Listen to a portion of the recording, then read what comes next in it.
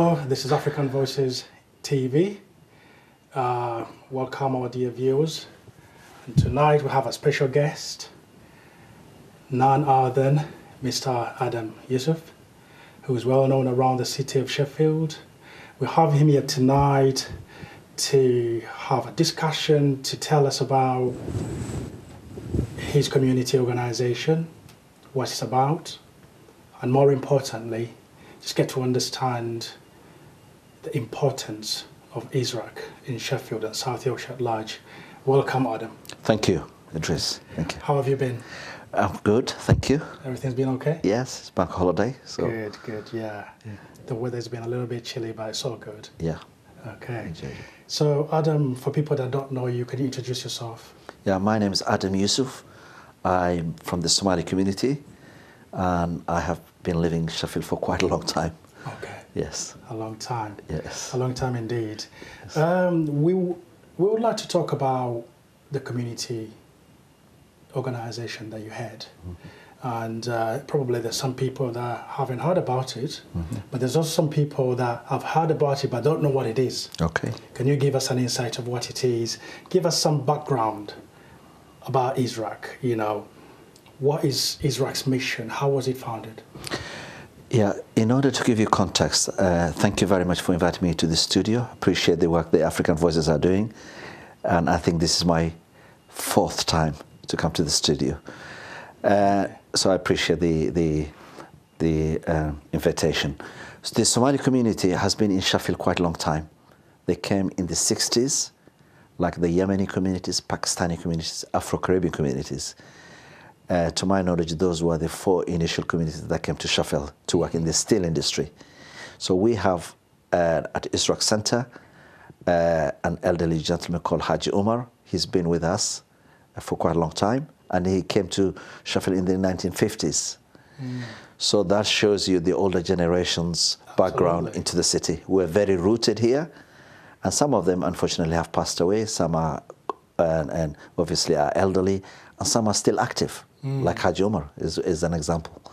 So that is the historical context that the Somali community have in Sheffield. Fantastic. And I guess there's much more to an organization like ISRAAC. You know, what are the things, what is the mission? You know, what's ISRAAC's mission? Well, the ISRAAC's mission, before I go there, ISRAAC, the word ISRAAC means unity in Somali. Okay. So the word ISRAAC is unity. It was co-founded by Fatima Diria and Ali Diria, and both husband and wife who came here in the 1960s, worked in the steel industries and various capacities. And they realized back in the 80s, when there was an influx of refugees coming to UK from Somalia, civil war, they needed a safe haven, a focal point. And I think that was the essence in which ISRAAC was founded. So it is the same building that we operating today from was built, is a local authority building based at a very important location within Sheffield, postcode S11. And that building has become the focal point of the Somali community since then. The co-founders are still active in the Somali community, both Fatima and Ali. And when they founded it, I think the idea was to help the newly arrived into the city, where they could have a focal point, where they could be supported and feel that they've become part and parcel of Sheffield citizens. Fab, I think, you know, having such a center point for people to come, it also sort of like makes them feel home. Absolutely, I think that is the key, because when you come to a new country, new city, integration doesn't happen overnight. No. It's a transition. So from my personal experience, lived experience, as well as my friends and colleagues and families that I know, ISRAAC was a very important starting point. Although I was fortunate I spoke English, I could easily integrate, but I needed a focal point where I could start building confidence if I needed any support. And equally, most of the community members who came in that period, that's where they started their journey into the city and then integrating, studying, seeking employment, getting point of reference. So it was a very important point. Fantastic. And could you share perhaps some success stories, you know, from either yourself or people that you know that benefited from ISRAAC? Well, if I remember, Safia, the local councillor who you just interviewed, as you told me earlier, was a product of ISRAAC. Right. But her families, when they came, her mom was working at ISRAAC, her brothers, Ali, and the rest of the sisters, and the late, her sister, Oba, Allah yarhama, all of them started the journey at ISRAAC. And you ask me a specific example, if I can name someone. She's a local councillor presently, Deputy Lord Mayor, and on the 19th, she will be sworn in to be the Mayor of Sheffield. So Safia was an example, and many others. Fantastic. I mean, what are some of the key programs or initiatives that ISRAAC offers, you know, for the community at large? Well, initially, when I came back in '87, when I say to you, I lived in Sheffield quite a long time. That's the time I came, a young man with no grey hairs. But as time and continued to evolve, and at the time when I came, there was almost 35 employees working at ISRAAC. In those days, there was a lot of funding, European funding, Section 11 funding from the Home Office, single regeneration budget funding. So there was a lot of funding around. So there was, and if you like, there was a lot of youth and work, family, supporting elderly, and many others, and seeking and ensuring that people were going to training and employment. But again, over a period of time, the funding, diminishing resources, which is happening nationally, not only Sheffield, has meant that most of those funding have disappeared. And as you know, in the funding regime, it's only 3 years or 5 years. It's not long-term funding. It is. So there's no sustainability. That's across the voluntary sector. So ISRAAC is not an exceptional. But having said that, currently we have about 14 staff. We started from really zero to having a 14 staff, both part-time, full-time, sessional workers, working with the young people, working with family women, working with elderly, and making sure that the community are more engaged citywide, so that our voices are heard, and we participate in terms of engagement with the city-wide and strategy plans within the public health, local authority, voluntary sector, voluntary action Sheffield. So on one hand, it's a focal point, identity as Somali community, but on the other hand, we are outward-looking, inclusive, and engaging with the citywide. Both universities are doing a lot of research work. Dementia is one of them. Diabetes is the other one. Prostate cancer for black men, again, is another, and some of the researches that we're doing with the University of Sheffield. So that means we're more engaged with both academia as well as the statutory bodies, including the Police Crime Commissioning. We work with them. I think talking about cultural representation, which is so important, you know, in such an organization like ISRAAC, there's many activities that you've just mentioned, you know, that ISRAAC has done to promote culture and also keep the heritage, you know, within generations, you know, that come after. They've all remained with an identity. So they identify with ISRAAC. So it's home away from home. But what role does an organization like ISRAAC play in help young people, especially of Somali origin, to connect with their cultural identity? I think that's a very, very important. The younger generation who are born and bred in Sheffield, they are, of course, a citizen of Sheffield, a British citizen of Somali heritage. But knowing their roots is very important. It gives them a sense of knowing who they are, identity, and it gives them confidence. Because if you know where you come from, I think embracing both cultures is important, being British citizen, as well as speaking other languages, is quite important for kids growing here. I mean, in the case of ISRAAC, what we do every Sunday, there's a girls' youth club where they attend, get to know each other.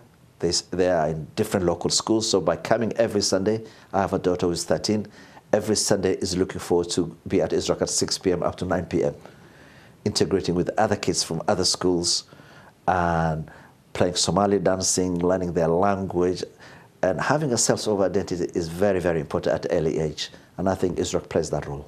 Absolutely. And also we link with Somali Week from London, an event that has been going over the last 20 years in London, but now has come to the regions. And we've been participating in that in the last probably 10 years, which is bringing musicians, poetry, and even we have some people who are non-Somalis who are poetry. There's a guy called Dr. Martin, who's an English guy, speaks fluent Somali, well-traveled, and translates Somali poetry into English poetry, and have written books. So those kind of shows coming to local at Sheffield has obviously attracted many from Dogfest, Sheffield theatres. So we play that role as ISRAAC in engaging and participating and supporting young people. To be honest, that's amazing work you guys do. Even when you've been doing all that, we cannot go without any challenges. Yeah. Okay. What are the challenges that ISRAAC face at this current environment at this moment in time? And an organization like ISRAAC, who have been rooted within the community, what are some of the biggest challenges that you're facing? The challenges we face are like any other voluntary sector. Diminishing resources, which is, when I say diminishing resources, there's only, in every city, the national government has cut funding coming to local authorities. Local authorities have cut the fundings, the frontline work that they have been delivering, and that has an impact on grassroots organizations such as ISRAAC. So when I talk about challenge of ISRAAC, it's not only ISRAAC, many voluntary sector organizations face similar challenges. So the reason why I put it in that context is when you understand the dynamics, the bigger picture is where you can also identify yourself. Absolutely. So they're interlinked. You can't take one or the other.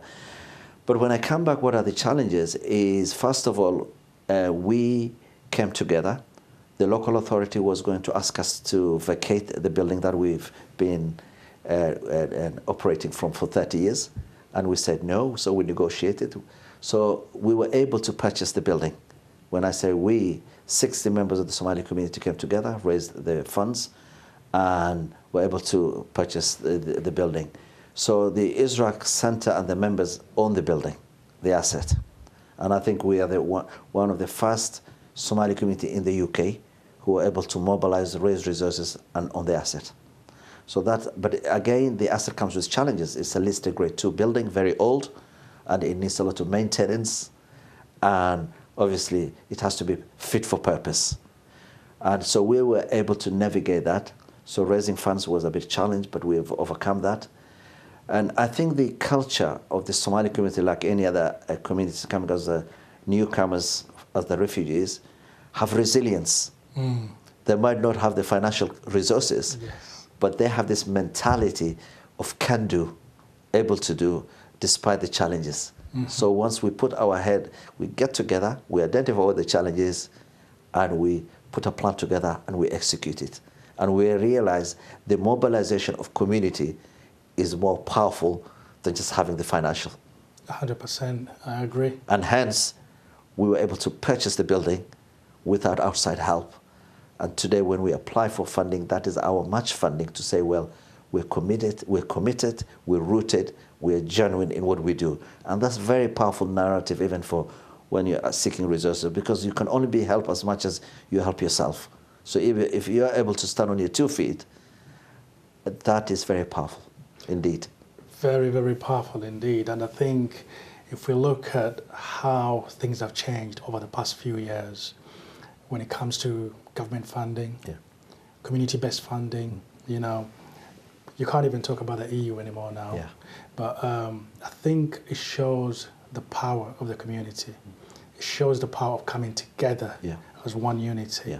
If we very often look into the community engagement of ISRAAC, I think you did touch on a bit of that.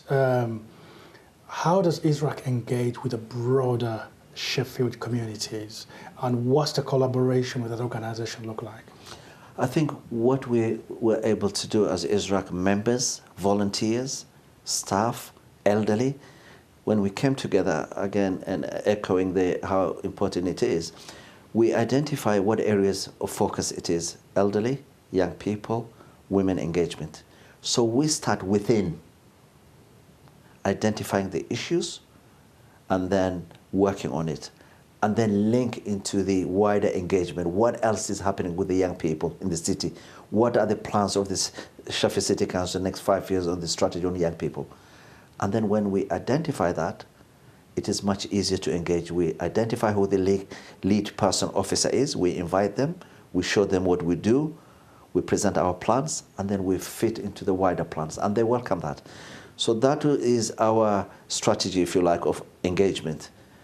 Not just engagement for the sake of engagement, but a purposeful engagement where it becomes a win-win. We have an outcome, and the local authority and the public health and both academias have an outcome. Example of the dementia as an example, a research. Sheffield University approached us and said they wanted to do dementia research, and we said, yes, we welcome that. But what does that entail? We need to understand it. So once we've understood it, when they were applying for funding for research, we made sure that 2 members of our staff, both male and female, were included in that bid, and they will hire the rooms, the workshops, we will cook the food at ISRAAC, and the engagement happens at ISRAAC. So it becomes a win-win, a clear outcome for both the academia as well as the community. It's a bit of some business savvy, Absolutely. going on there, Absolutely. which is very important as as well. If we look at the future, what is the future of ISRAAC? Before I come to the future, you've hit a very important point. Nowadays, anybody who works in a charity organization have a heart of being a business savvy. You have to. Because even a charity, there's no free lunch. No. You have to pay for your overhead cost. You have to sustain the organization. So you have to have an element of business thinking strategically. Otherwise, you'll not survive in the current climate. You cannot. And therefore, coupling with social inclusion, social mobility, social aspect, social corporate responsibility with how you sustain your organization is an important. So it's having that skill set. And so luckily, in the trustees of ISRAAC, we do have that skill set. People from media, as Yasin is here, and people who've worked in the young people, Professor Jeff Green, who is our treasurer, who is a consultant for a World Health Organization. So we have a very diverse, we have women in our trustees. So having the business savvy, very, very important. What was the other question following that? It was just basically wanting to know, what is the future looking like? Well, the future looks for us bright. In a sense, we started from zero. We have 14 staff. We own the asset. We have credibility within the city, and that goes a long way. And therefore, sometimes we don't even chase funding. Some of the funding come to us. Some organizations will have funding, and then looking for beneficiaries. So I think building organically was critically important, and believing in yourself. And therefore, times are difficult, but we also have this mentality, have to think optimistically, positive. What can we do within? What support is out there?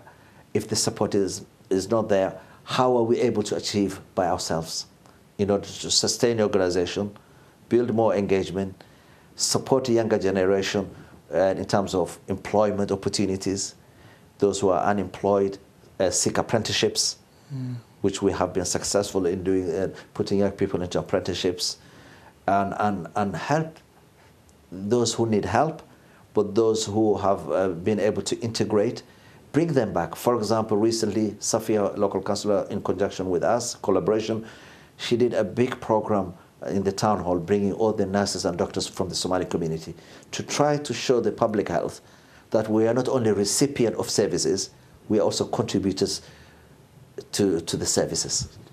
You're giving back to the community. Giving back to the community. Right. And we have to highlight that, because sometimes there is this negative perceptions.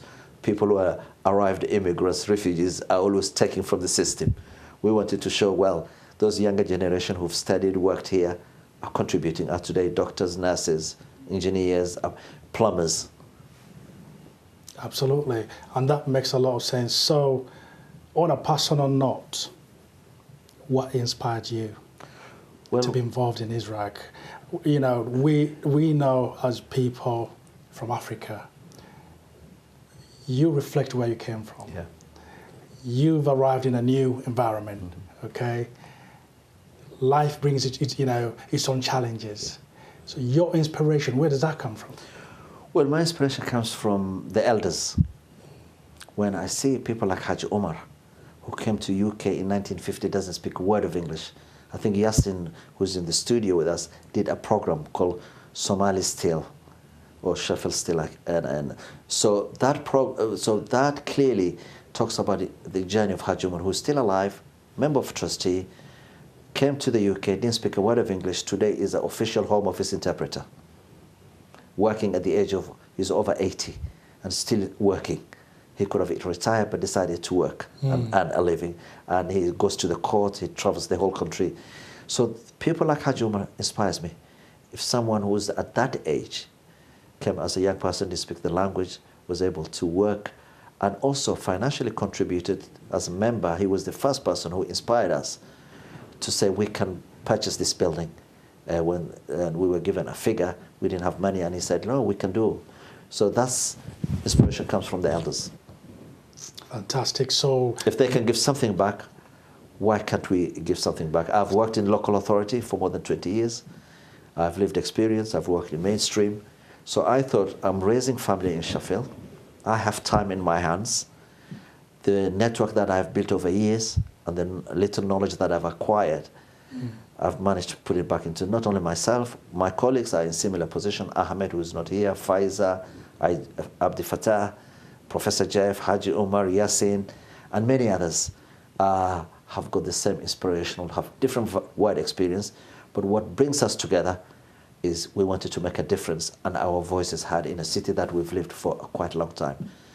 And our mission is to make it a successful, sustainable organization and bring on board the younger generation to take it forward. So, generation after generation. Yeah. Fantastic. So how can individuals or organizations outside, that are not part of the Somali community, but would want to be part of the entity, you describe all the good things that you guys do as a community organization. And I think there would be some organizations out there who would want to come and collaborate and partner with you, work together. There's so much intersectionality of work that can be done with organizations. How can these individuals or organizations get in touch? Before I come to answer that, if I take a step back, when we were purchasing the building, the local authority put condition that we keep some of the users who are non-Somalis. For example, there's a Cameroonian church group, Pastor Luke. There is a table tennis guy, English guy, comes from Rotherham, who's been there a long time. Chinese table tennis. So we've embraced that. We kept that ongoing. So it's not an inclusive center. We might be the custodian, but we respect other groups that were using the building when we took over, and they're still operating from the table tennis. Chinese come once a week, every Saturday. The martial arts guy come every Saturday. The church group comes every Sunday. So we've maintained that as inclusive, not just Somali community. But looking and beyond that, we are inclusive, we have workshops. Sometimes the University of Sheffield will hire the event away from the university, all exclusive for the students, and book food, Somali cultural food. So the center use is across the board. Coming back to the question, we support other communities. We tell them our journey. And if we feel they want to form a new group, we support them, we give them spaces for free, and we provide free advice to how they can achieve similarly what we have been able to achieve. So we share knowledge and experience. Absolutely fantastic. I mean, this morning I was approached by a Oromia community who have now become big in number, and they have some child protection issues, or one individual, they were raising money. And I said, we are there to support you, and they're coming to see me next week, Wednesday at ISRAAC, and we're happy to provide them meeting rooms, support them in their difficult times, but also make sure that if they wanted to have their own organization, we can start supporting them. Fantastic. Right. When you look at the wider context of ISRAAC, how do you view the relationship between the Somali community in Sheffield and the city as a whole? Well, Are there any areas of improvement? Yeah, there's still a huge areas of improvement.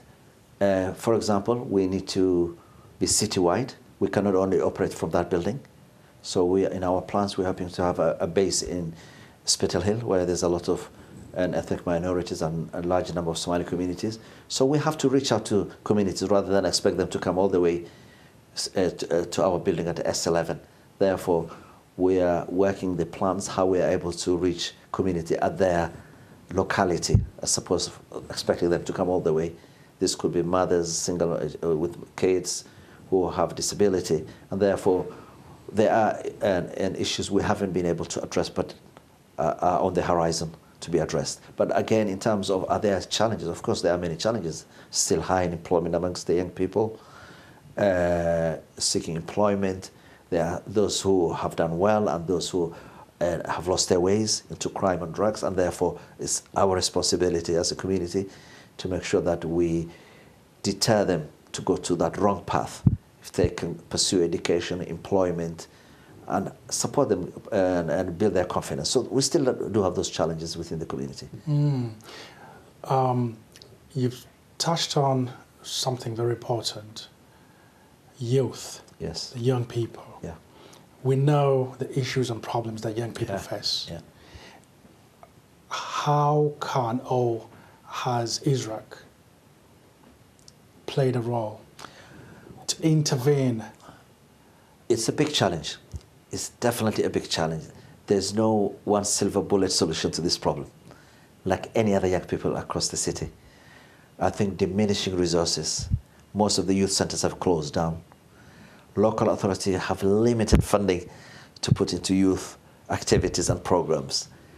ISRAAC doesn't have adequate resources to address that. It needs resources. It needs outreach workers. We don't have that because it's a specific program. You have to have outreach workers to go to the youth where they are and support them. We don't have that resources. But again, in terms of engagement, we bring it to the attention of the local authority. But sadly, for example, when into crime, some of the young people go into crime is when the police come, when they've raided some houses or they're pursuing some drug dealers, etc. That's at the point they come to us. And we are saying, why don't you come us to the point of preventative? Just before. Yeah, just before. When now a situation where a crime has happened or an incident has happened is where when the police will say, where is the Somali community in this? And when where are the leaders of the Somali community? And I think we would have preferred them to come at a preventative stage where we can sit down, identify where the problems are, and come with a plan to address it. And I think that is still a challenge. I would call it not a problem, but a challenge for both the authorities and the communities across the voluntary sector, not just the Somali community. Well, I think it's just work in progress, to be honest, you know, as you rightly said. Yeah. So, moving on, May 18th. What can you tell us about May 18th? Well, May 18th is a Somaliland Independence Day. 1991 was when Somaliland reclaimed its independence from Somalia. This will be the 35th anniversary, and we are planning to hold a big event in the town hall. Still not confirmed. We're still in the progress. Either it will be at ISRAAC town hall or in the football pitch. We still identify what we will do. But it's the 35th anniversary, very important, and Sheffield became the first city to recognize Somaliland in 2014 internationally. So Sheffield is on the map internationally, very well known within the Somaliland community diaspora, whether they're in Europe, North America, Middle East, Africa. Sheffield is very, very well-known city. And therefore, this year we want to celebrate with our Lord Mayor becoming Safia. She's heritage from Somaliland. And I think in combination with that, I think it's important that we do a big event. So we're still on discussion stage, but we want to do a big event. Fantastic. So how should people know this? Have you publicized it? Where can people find this information? Well, they can contact our ISRAAC community, either myself, Yasin, or anybody in ISRAAC. And they can contact on 0114-278-7662. That's the ISRAAC general telephone number. And we're a very small community knit. They know where to find us if they need to. So we will publicize in our website as well as through our social media platforms. We have Diaspora Multimedia, Yasin, and we will inform African Voices to publicize for us. We'll be looking forward to that football match, so hopefully a big turn up. Yes, we're hoping to have the football tournament on the 17th of May, which is Saturday.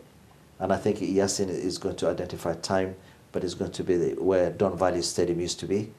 So we're going to have a football tournament between Somaliland football team with one of the African teams. I think last year we played with Guinea, and I think the Somaliland team won.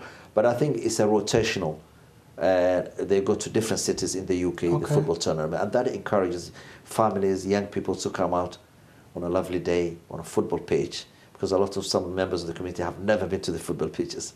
So it's important to show them, the atmosphere of people playing football, meeting each other, and more engagement. Talking about ISRAAC, moving on, we've spoken about the organization, the community impact, but we've also touched about Somaliland independence. As you were mentioning, there's a tournament coming up.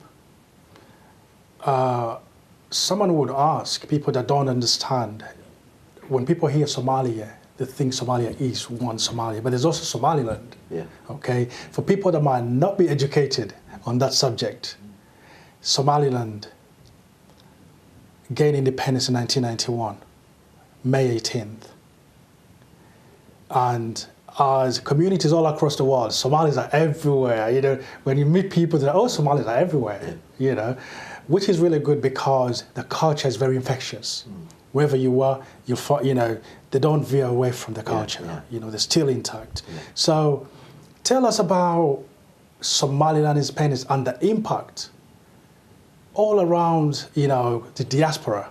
So maybe in particular Sheffield, tell us about the Somalilanders in Sheffield. Well, thank you again, Idris. The Somaliland community are the largest in Sheffield. People who are of Somali origin in Sheffield, majority are Somalilanders. And even the one who came in the 1960s, early 60s, and stayed in 70s. So that is how the Somalilanders were able to live in Sheffield for that many years. But having said that, Somalis are just one community, one language, one ethnicity, one culture, and one religion, and mainly. But politically, they were about Somaliland Somalia was partitioned into 5, like the Kurds. You have the Iraqi Kurds, you have the Iranian Kurds, Syrian Kurds. So they were partitioned. So equally, Somalis were partitioned into 5 by the colonial powers, and therefore Djibouti is a French Somali. The indigenous people are Somalis, so it's a French Somali. Mogadishu was the capital. Mogadishu was Italian Somalia. Hargeisa, which is the capital of Somaliland, was British Somaliland. And you have almost more than 5 million Somalis in Ethiopia, in Abyssinia, who are Ethiopian Somalis. And Kenya in northeastern frontier, NFD, are Somalis. Now, as you can see, the Minister of Health of Kenya, Aden Duale, is a Somali origin from northeastern Kenya. So Somalis were partitioned into 5. And then Somaliland got its independence 26th of June 1960 from the Her Majesty the Queen. And then the 1st of July, Italia, Somalia got their independence. And that's how we merged. We became a union after both the British and the Italians left. And Somaliland took their flag to Somalia and said, let's merge. So when they merged for a period of 30 years, there was a dictator, Siad Barre, who came into power. No development, economic development took place in Somaliland.